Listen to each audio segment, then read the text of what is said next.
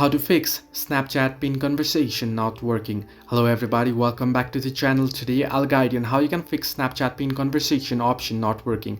Now, if the pin conversation option is not working on the app, then it might just be a simple bug or a glitch on the app itself. So what you want to do is you want to scroll down the notification bar, and at the top right you'll find the settings or the gear icon.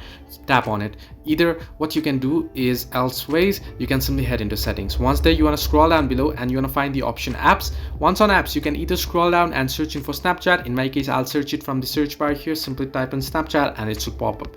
Now you want to open it up. What you want to do is scroll down and head into stories. Now if you are on iPhone, you can simply tap on manage app and clear the data there. If you are on Android, here you can see manage stories option at the bottom. Simply tap on it and there it'll ask you for deleting app data. However, you want to make sure that you have backed up your account and you have another way to log into your account. You can see it'll delete your snaps and chats.